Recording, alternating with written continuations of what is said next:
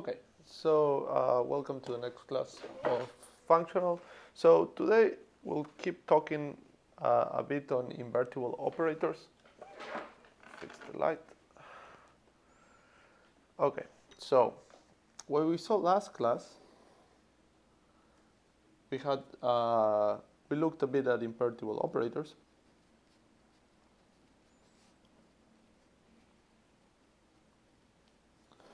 In fact, what we had is the following theorem, which is called the open mapping theorem. So the open mapping theorem says the following. So we have X and Y, which are Banach spaces. And so actually what we could check from last class is that the only thing that we need is that these are complete metric vector spaces. Okay, so these guys are usually called Frechet spaces. Frechet or F spaces.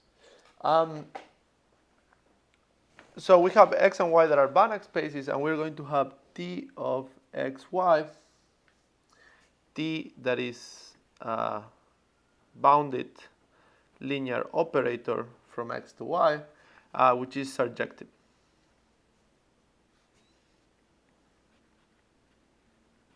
Okay, so this surjective image of T is equal to Y. Then T is an open mapping. Okay, so that is to say, i.e., T sends open sets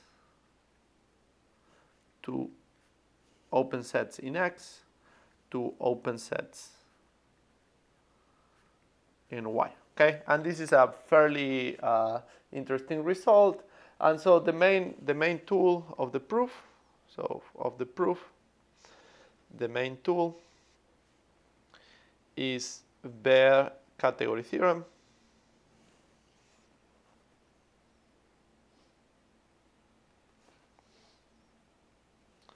Theorem says that the following. So Baire category theorem says if Y is a complete metric space, then it cannot be decomposed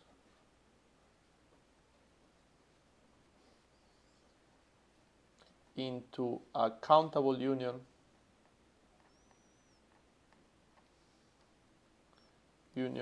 of meager sets. Okay, so meager, it's a word in English that means thin or really thin sets. So what do we mean by this is that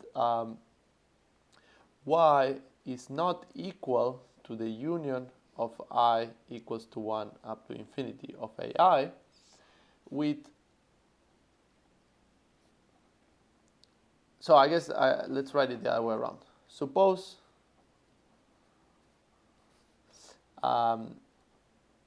AI is, so I in N is meager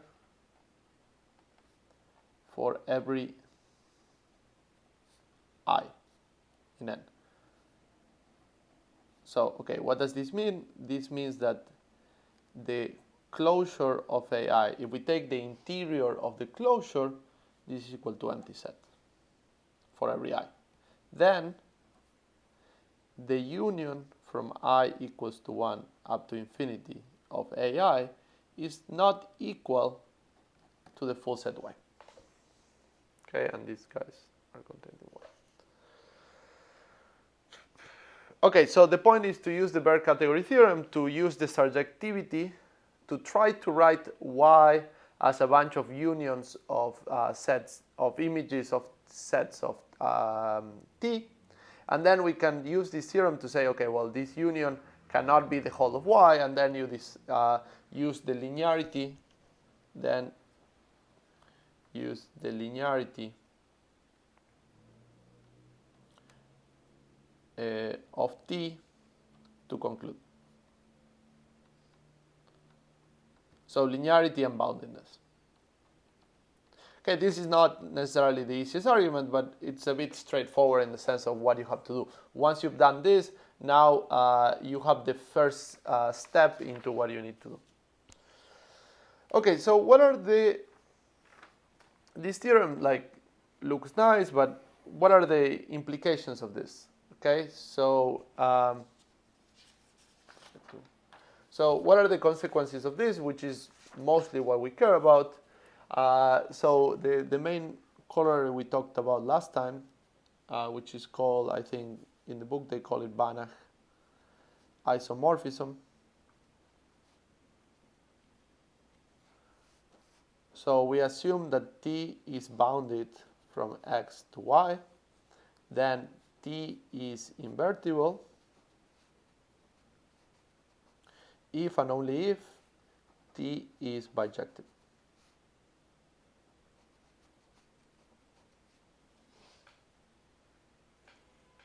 Okay, and we actually shown this in the we actually showed this the last class, and the point is just to use this open mapping to realize that the open mapping being open implies that the inverse is bounded as well. Okay, so this is the Banach isomorphism, and so this is really interesting because bijectivity seems to be something which is much weaker than thinking that its inverse is continuous. Okay, so this is something you expect in finite dimensions, but it's not something that you expect in infinite dimensions. So having bijectivity in infinite dimensions implies invertibility is something that is really surprising. Okay, so what is the other corollary of this? Is the closed graph theorem,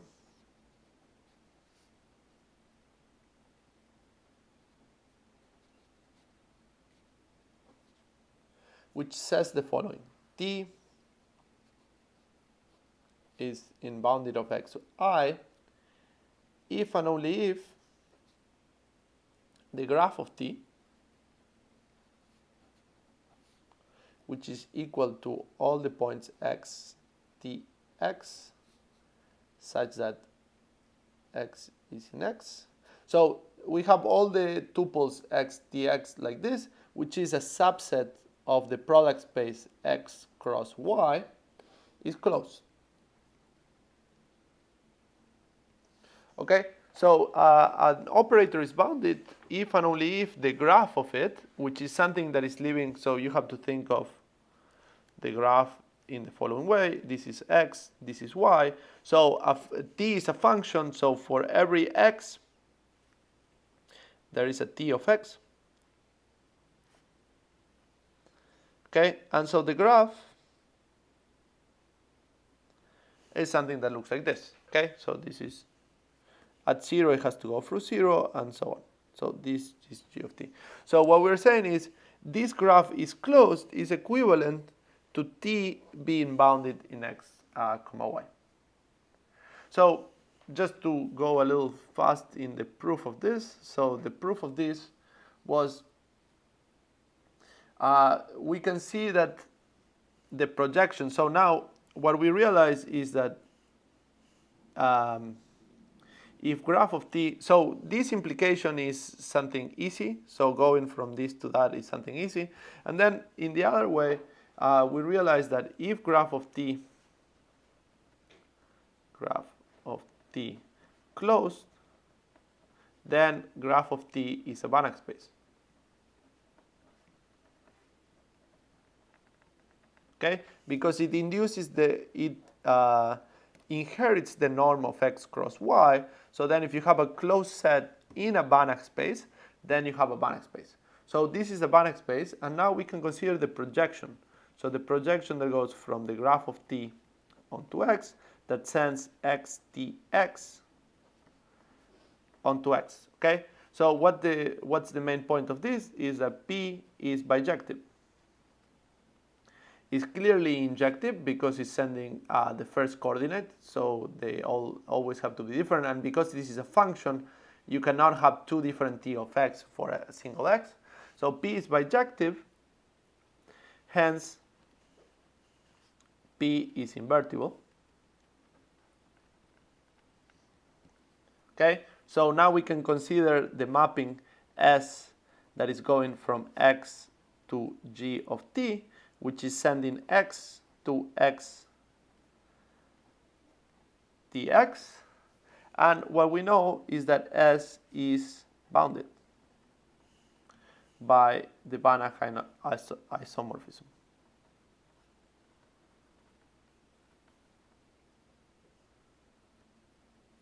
Okay, and this implies that T is bounded. Okay, just following the implications of it. Okay, so this is something that we did last class. I just wanted to go back over it so the concept of it was at least clear. So that's what we did last class. So the next thing that we're going to do is to look at an alternative characterization for this. So let's look at an alternative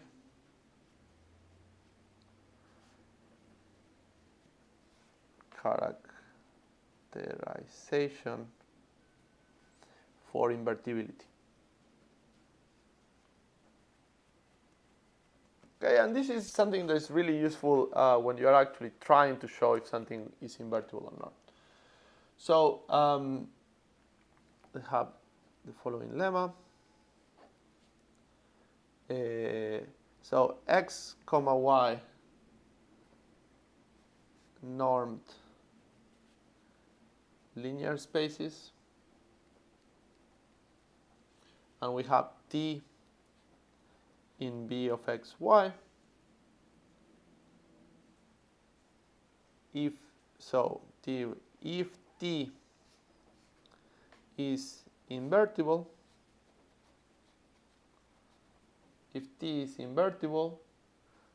that is to say, i.e. with bounded inverse,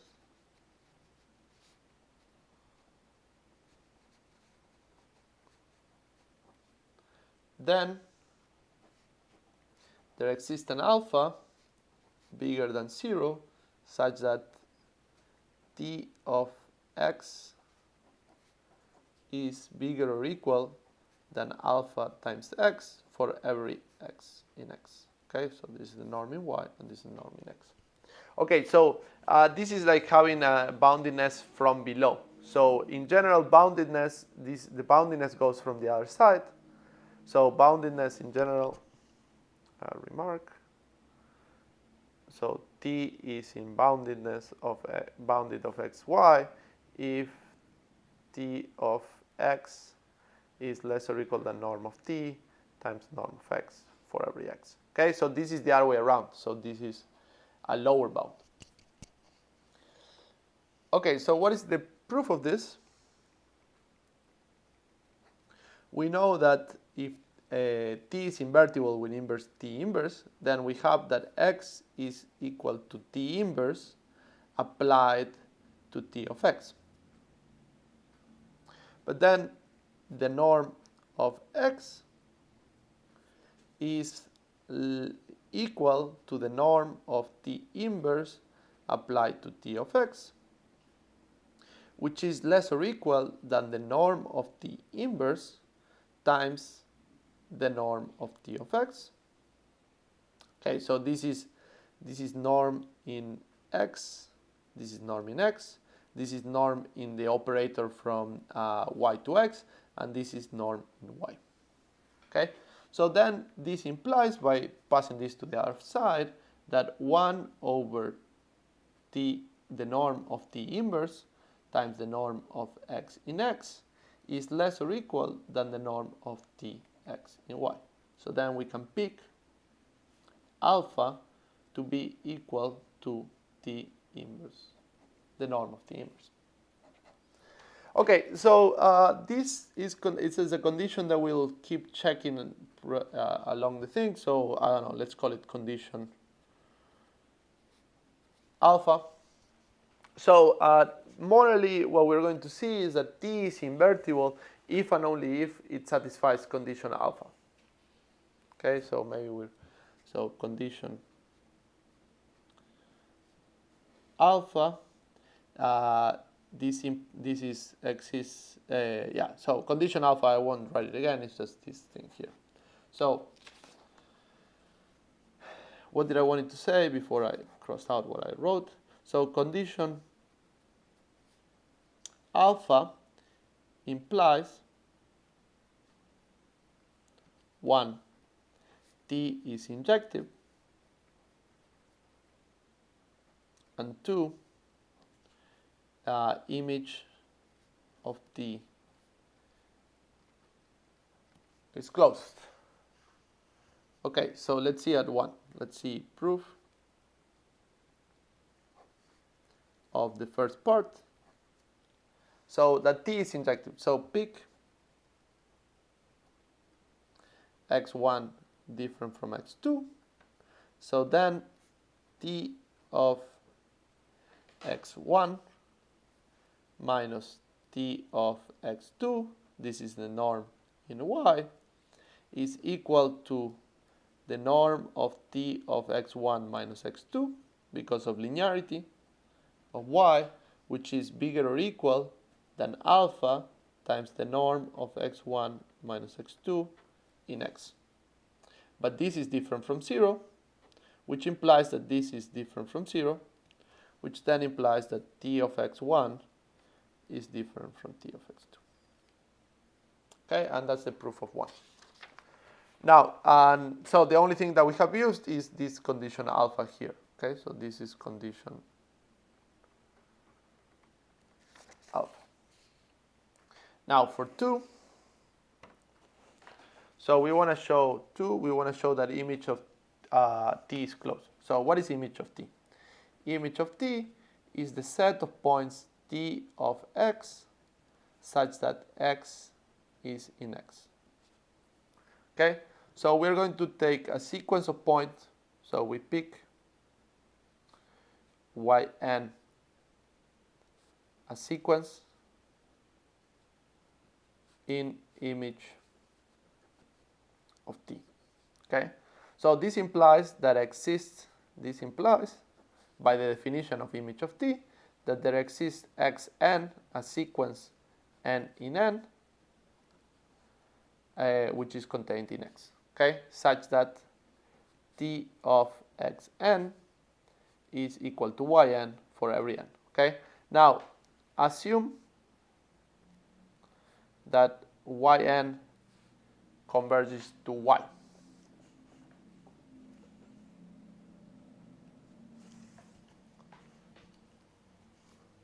So assume that yn converges to y. So the question is, does there exist x such that x in x such that T of x is equal to y?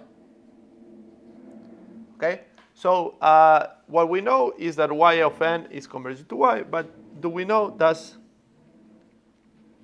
xn converge? And the answer is yes, by condition alpha. Okay, so because we're assuming that yn converges to y, then we know that yn is a Cauchy sequence.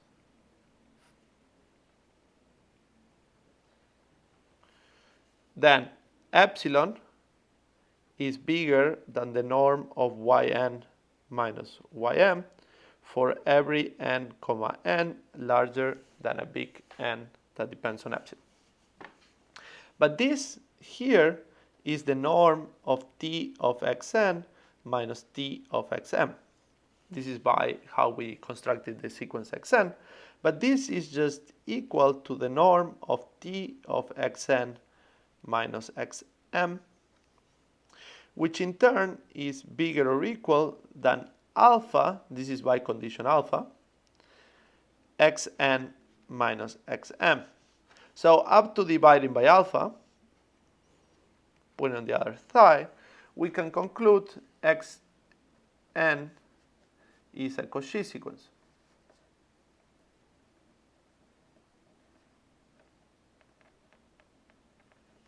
Therefore, there exists an x in x such that xn converges to x, which then this implies by continuity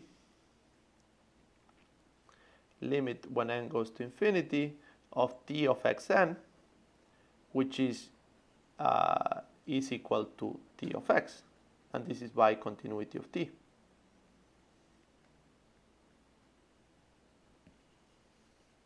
Okay, but this is the limit when n goes to infinity of yn, which is equal to y, so t of x is equal to y. So then y is in the image of t, which implies image of t is closed.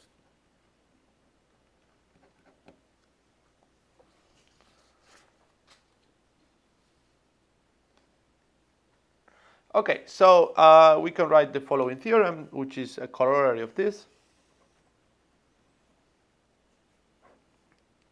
And I'll write it just to say, so we assume that t is in, so again, x comma y Banach, and t is a bounded operator from x to y, then there exists an alpha bigger than 0 such that t of x is bigger or equal than alpha x for every x in x, if and only if t going from x to image of x. So now image of x is a subset of y,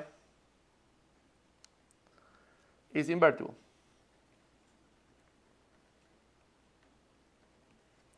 Okay, so this is another characterization of invertibility. So you are invertible if and only if you have a lower bound, so you have condition alpha. Now, the invertibility now has to be considered with respect to the image set. Okay, so instead of considering the whole of y, the image of x is contained in y. So you have to, this containment can be actually compact, can be actually much smaller. This set can be actually much smaller than y. So this invertibility is at the order in the image, okay? So there exists the inverse going from image of x to x bounded.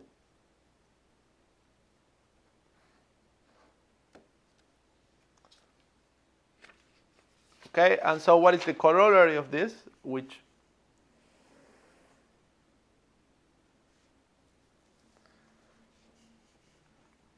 a corollary of this is that t is invertible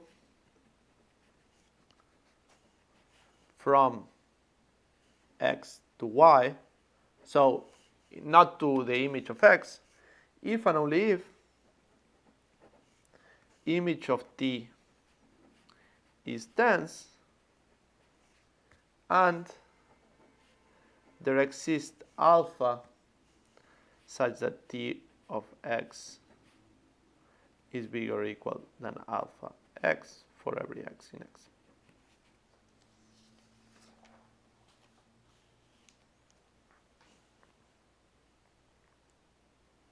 So, I mean, so this is just morally saying, so this condition alpha implies that the image is closed. So image is dense intersection the condition alpha implies that image, so these both things implies image of t is equal to y. Okay, so once you have the image of t is equal to y, now we have bijectivity by the condition alpha implies. So condition alpha implies injectivity. Now we have that image of t is equal to y, so then condition alpha, so these two things these two things imply T is bijective. Okay, so invertibility, well, implies bijectivity, which is a little, and then these guys, bijectivity implies invertibility. This is by the open mapping, the Banach isomorphism theorem. Okay, so let's think the other way around. So this is a corollary. So then we could think of the counter reciprocal of this. So let's write it down. How to check an operator is not invertible. Then if we look at the counter reciprocal of this, so either image of T is not dense, or there doesn't exist alpha such that T of x is bigger or equal than alpha x. Okay, but this is the same. So saying that there doesn't exist an alpha positive such that this is true. This is if and only if there exists xn in x such that the norm of xn is equal to 1 for every n, and the norm of T of xn goes to 0 when n goes to infinity. So if they're like, you can do by compactness, you can look at the same thing here. So either you have a lower bound for this, or you can find a sequence, or the infimum is equal to 0, which means that you can find a sequence of xn such that this is satisfied with a smaller and smaller alpha, so you can actually show that T of xn is going to 0. So you can just divide this by the norm here. So T of x over norm of x has to be bigger than alpha. So you can just take things of norm 1. Okay, so the book has a somewhat interesting example of something that is not bounded, so it's not invertible. So let's look at this example.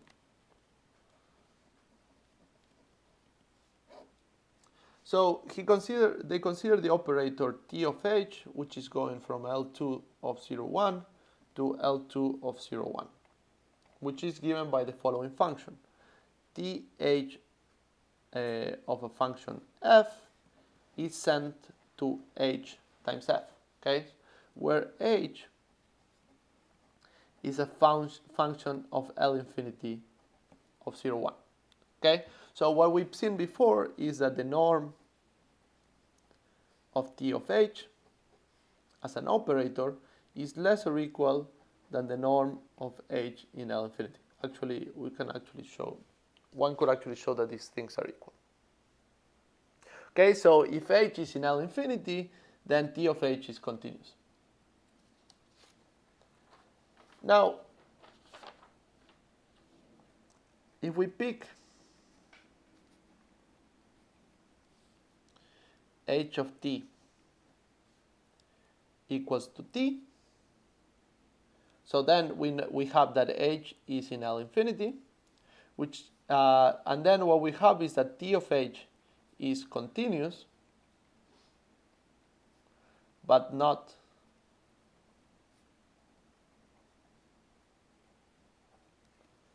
invertible.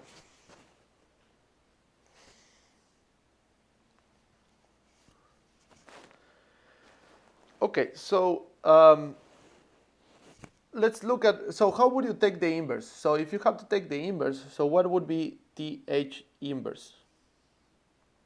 So TH inverse of TH of F should be equal to F. But what is this? So TH inverse of HF has to be equal to F for every F in L2. But so now we can realize that TH inverse should be TH inverse applied to a function g, should be G over H. Okay, so this operator here, TH inverse, is equal, and let's put some quotations, of T1 over H. But now the problem is that if H vanishes, then 1 over H is not bounded.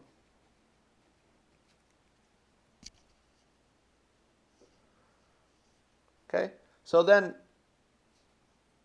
I mean, this morally should already be telling us that this is not bounded. So if H vanishes, 1 over H is not bounded, which should imply that then TH is not invertible. Okay, so this is a more like sort of hands-on way of like checking this. So you can look at the inverse operator and now check, okay, well, the inverse operator defined point-wise has to be this operator here. Now I can check if this operator is bounded or not just by checking on particular functions. So this operator is not bounded, so then T of H cannot be invertible. Now, this we can actually check it using the condition before by checking that there exists. So we can check condition alpha is not satisfied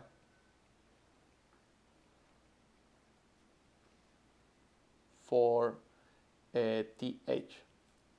What we're going to show is that there exists Fn such that the norm of Fn in L2 is equal to 1, such that T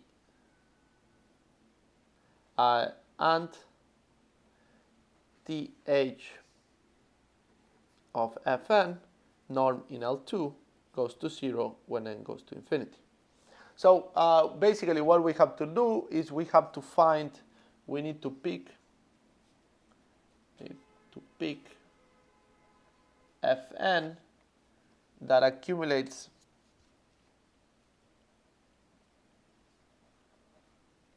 its mass near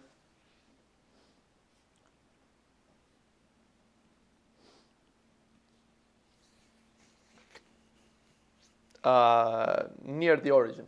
Okay, so what do I mean by this? Just take, so because H of T is equal to T, so the problem is when T is close to 0.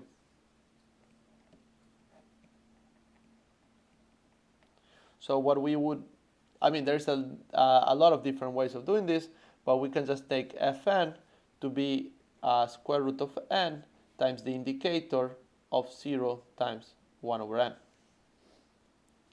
Okay, so if we do a graph of Fn, this is 1 over n, and this is square root of n. So this is your Fn. And morally, these guys become thinner and thinner and taller. So it's easy to check. Norm of Fn in L2 is equal to 1. But now if we do TH of Fn, and we now do the norm in L2, this is going to be equal to, okay, so everything is square root outside.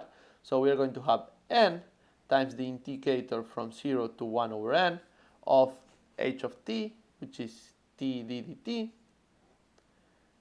to the 1/2. Okay, but this is just going to be n over 2n squared to the 1/2, which is just 1 over square root of 2 over n, 2 times n, which goes to 0 when n goes to infinity. So then T of h does not satisfy condition alpha. Okay, so in particular it can never be invertible. We had already sort of checked that this could not be invertible just by looking at its inverse actually.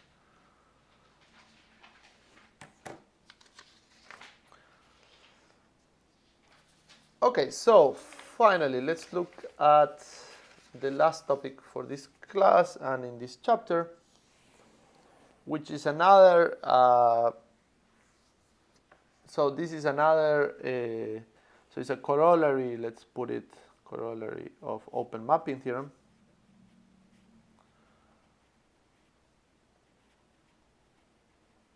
So it's another of the consequences, which is the uniform boundedness principle.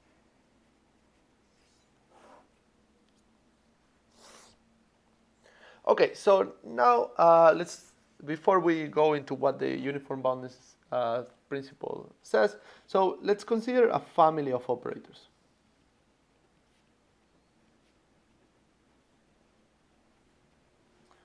So we consider a family of operators, so which are indexed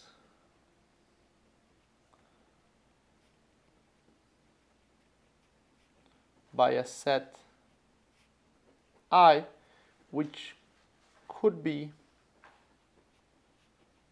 uncountable. Okay, so what are we saying? So let's say that we have x, y Banach spaces, and we consider Ti with I in I. Okay, so we have a family of operators which are indexed by a set which can be uncountable, such that Ti is in the bounded, it's a bounded operator from x to y for every y, for every little I in the set of indexes I.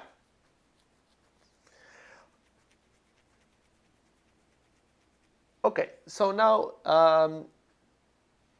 the uniform boundedness principle says the following. If the supremum of if for every x in x, the supremum of I in I of the norm of Ti applied at x, norm in y, is bounded, then the supremum of I in I of the norm of Ti, so this here is the operator norm, is bounded. Okay, so what is the norm? Is here we have the norm of Ti. Here, this guy, the operator norm, is the supremum of x in B1 of the norm of Ti x. So what is a little surprising from this result, which is also surprising, like sort of from the open mapping theorem, is that now we have something that is pointwise. So let's say we are saying pointwise, all of these operators are bounded. So we pick an x, and now we applied all of the Ti's. If we take the supremum over all of these uncountable set, and we know that this is bounded, then the supremum of the operator norms, which now they have a supremum over the points themselves, are also bounded. Okay, so it's a little surprising, but let's see what the corollary of this is, which is a little bit more understandable. So what is the corollary of this? So let's consider a sequence. Now this is a sequence, so this is indexed by a countable set n in n, which is a sequence of bounded operators from x to y. Then if for every x in x there exists the limit when n goes to infinity of Tn of x, and this is what we are going to define as T of x. Okay, so this is the definition of T of x.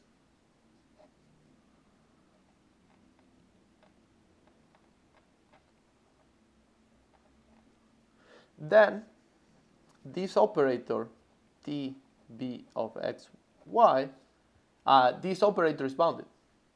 So this is the definition. So we have a point-wise definition. So morally, what this term is saying is the point-wise limit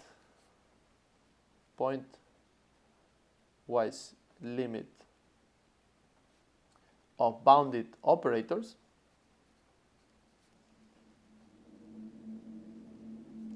is bounded.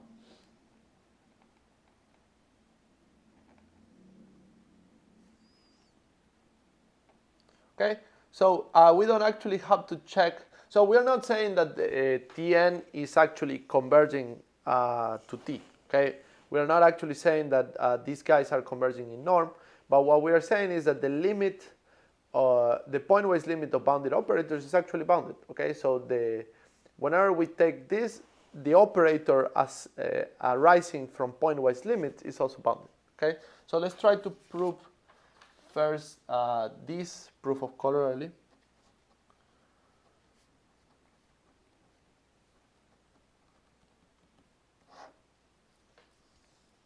Okay, so first, as we were saying, we define t going from x to y by the pointwise limit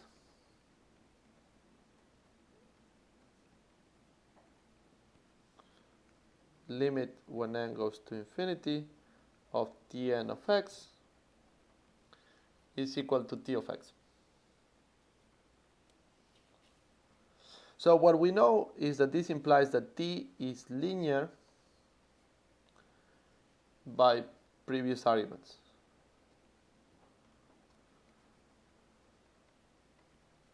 So morally, we sort of look at T of xy, x plus y. This is equal to Tn of x plus y. And then you separate these guys and you get the linearity.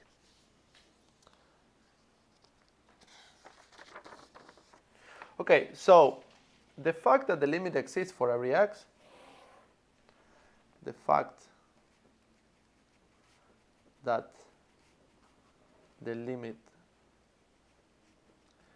exists for every x in x implies that the supremum over n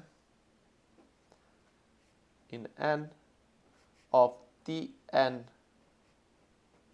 of x. So the fact that you have a limit of these guys for every x implies that the supremum of this is bounded for every x in x.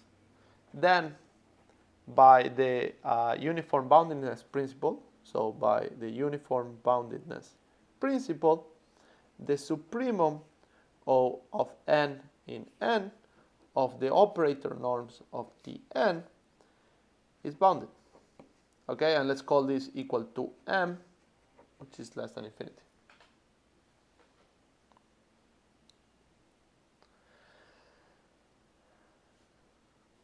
Okay, but now let's check. Let's check. T is bounded from x to y. So in particular, what we have is that the norm of T of x, this is the norm in y, is equal to the limit when n goes to infinity of the norm of Tn of x. But this, in turns, by the uniform boundedness principle, is less or equal than m times the norm of x. Okay, this is the norm. This is m times the norm in x. But then this implies that the norm of t is less or equal than m, which implies that t is bounded from x to y.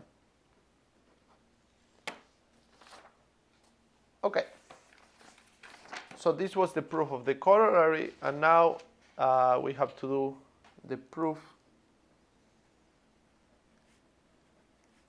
of the uniform boundedness principle. Okay, so here I think notation is the main obstacle to trying to understand this proof. I'm going to introduce it. I'm going to follow the proof of the book, which is not so complicated, but the notation can be a little heavy. So the first thing that we're going to consider is we consider the set of bounded functions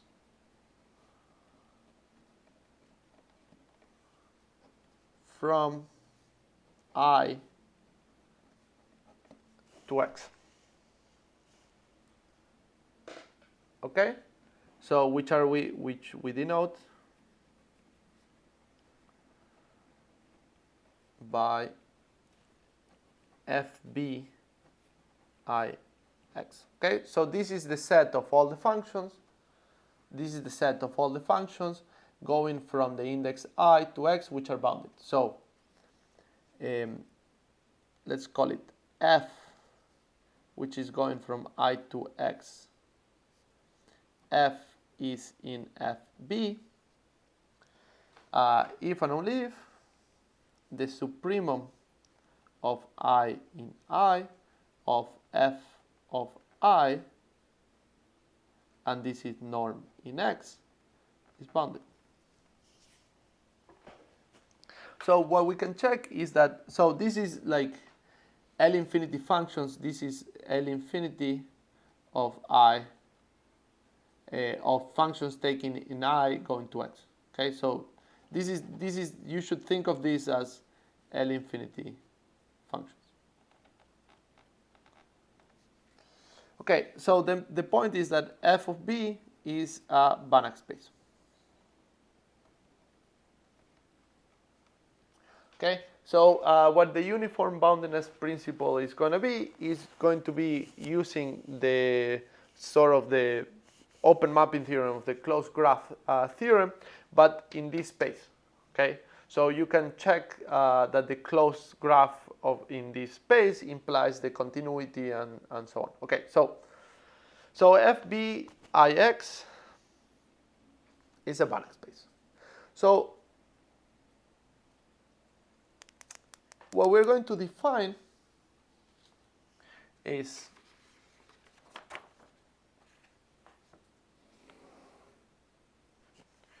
we will define a mapping from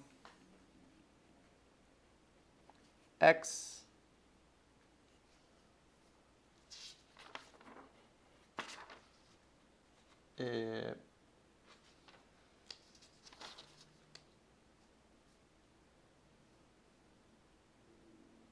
sorry, I am correct here. Sorry, so here I'm going to be, so we're going to consider the bounded functions from I to Y, and this is the norm in Y. And so FIY, and now we are going to define a mapping from X to FBIY, and this thing here is something that we're going to call phi. Okay, so phi sends a point X onto the function f of x.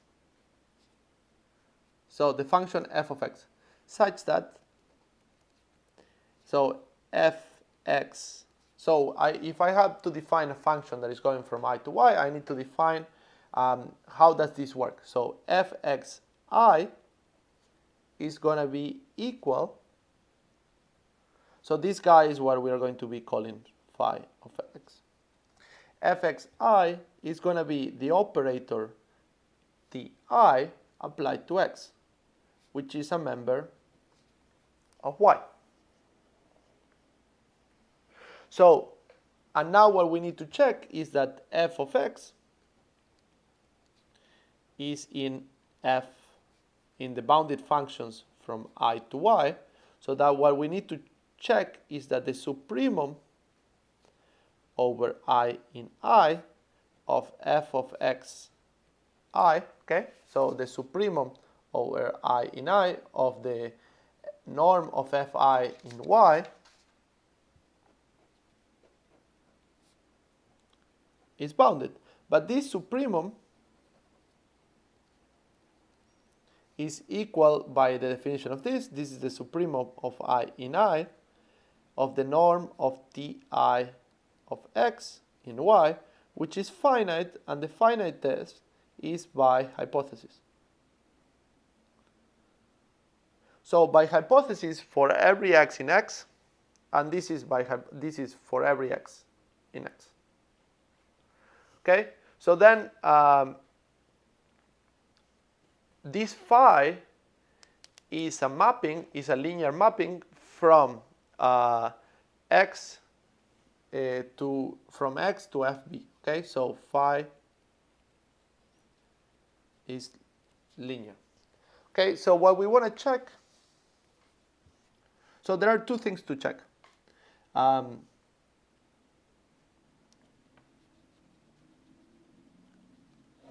check is the first part, I is phi is a continuous mapping, and this will follow from the closed graph theorem. And the second part is to check that phi continuous implies that the supremum of I in I of the norm of ti is bound. Okay, so let's check 2. Start with 2 because it's the easy part. So it's a continuous mapping. So what does it mean? So phi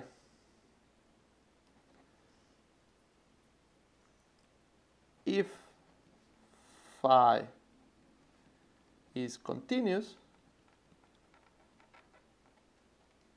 then the norm of phi of x in L infinity is less or equal. So this is L infinity. So in the functions, in thought of it as the bounded functions from I to y, phi of I of x in L infinity is less or equal than the norm of phi as an operator times the norm of x in x. Okay, so this is what it means for phi continuous. But now, what does this mean? So then, in particular, so what do we have? We have a chain of inequalities. We have is that phi x in L infinity, this is equal to the norm of f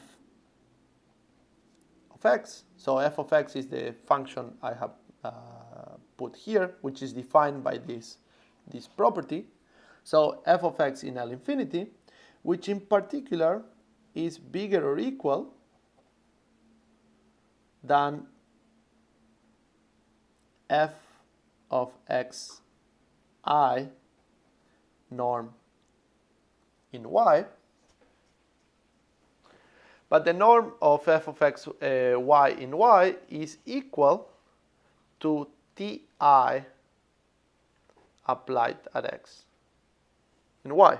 Okay, and this inequality is for every y, and this inequality here is for every x. So then, putting all those inequalities together implies that the norm of ti of x in y is less or equal than the operator norm of phi times x in x.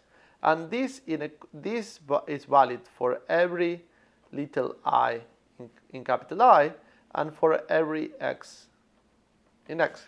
Okay, so I mean, I guess you should check this yourself, but the idea is that the definition of phi, having that phi is bounded, implies this inequality, okay? And this is following this chain of inequalities here.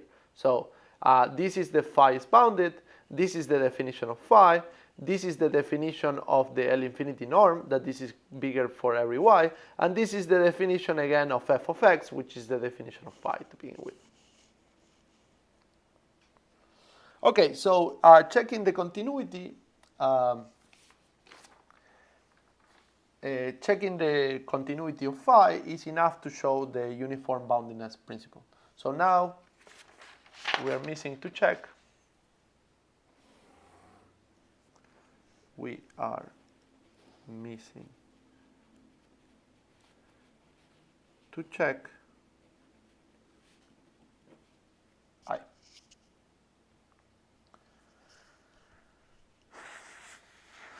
Okay, so what we're going to use, we are going to use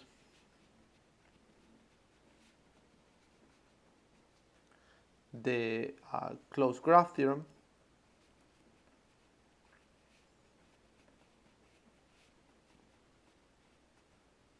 which says that phi is continuous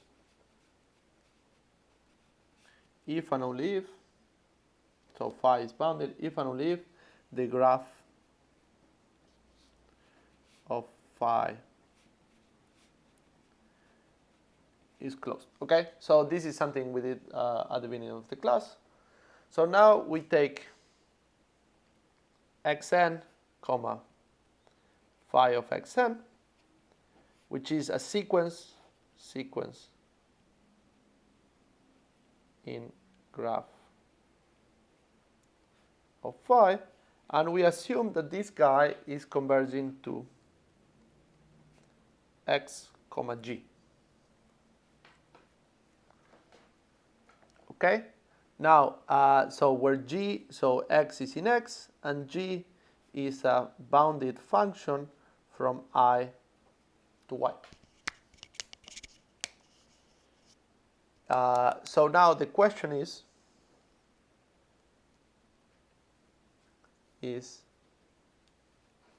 g is equal to phi of x? So if we can show that g is equal to phi of x, then we have, by the closed mapping theorem, well, we know that the graph implies, so this implies graph of phi closed, which implies phi bounded. Okay, so we just need to check that g is equal to phi of x. So the point is that we know that this is a bounded function, so we only need to check,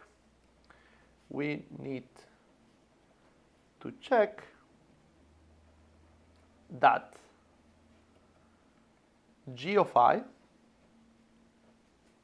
is equal to phi x, which is equal, so this guy is f of x. So phi of x y, which is equal to f of x I for every I in I. So we have to identify the limit. So let's try to check this. Okay. So what do we know? We know that phi of xn is converging to g. We know that phi of xn is converging to g in fb of I y, which implies that the L infinity norm of phi xn minus g in L infinity is going to 0. But this is bigger or equal, and this is bigger or equal than the value at every point. So this is bigger or equal than phi of xn I minus g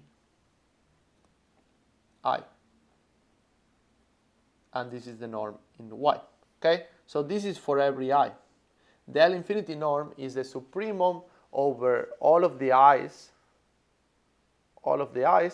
of this thing. So if the supremum is going to 0, in particular for each I, we have this property. Okay, but then what do we have? Then we have that g of I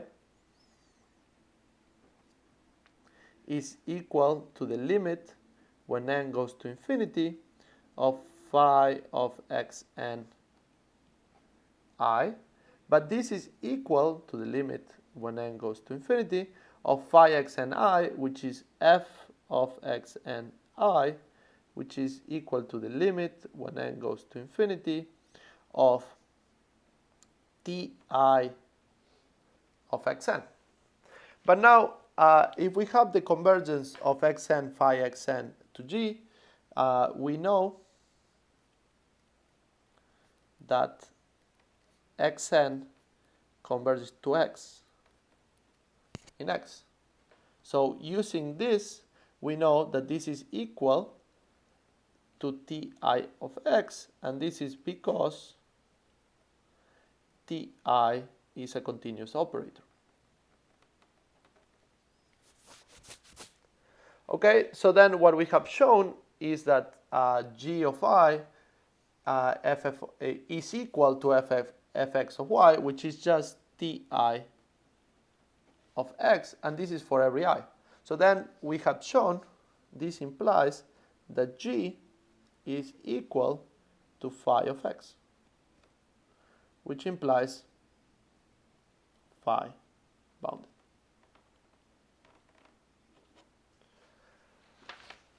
Okay, and this finishes the proof of the uniform boundedness principle, which is a little surprising because it's basically saying that if you have boundedness pointwise, you can actually infer the boundedness of the operators in the whole family.